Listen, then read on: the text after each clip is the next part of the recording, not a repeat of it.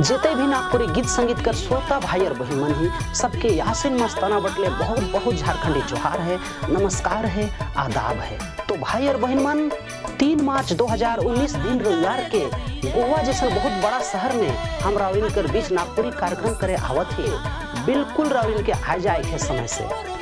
तो मोके उम्मीद है कि रावलिन भारी से भारी संख्या में यासिन मस्ताना के लाइव देखे के लिए जरूर आओ। और नागपुरी प्रोग्राम हुआ थे मंडगांव के नियर रैया चर्च फुटबॉल ग्राउंड गोवा में। स्थान का नाम है के मंडगांव के नियर रैया चर्च फुटबॉल ग्राउंड गोवा में। तो भाई और बहन मन याद रखब, बिल्कुल रावलिन नहीं भूलब।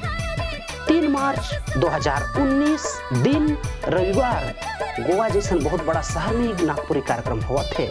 तो रावलिन के आवेक है, बिल्कुल भूले नहीं है, क्योंकि झारखंड से यासिन मस्ताना रावलिन के बीच उपस्थित होने जाते हैं। और इतना बड़ा नागपुरी प्रोग्राम का आयोजन करता है आशीष नायक, सत्यम नायक और प्रकाश नायक। झारखंड का नागपुरी गीत और संगीत रावलिन के माध्यम से गोवा जैसा बहुत बड़ा शहर में आज गुजरत है। इकर लिए हम झारखंड का तमाम कलाकार रावलिन का शुक्रिया अदा करेंगे। धन्यवाद।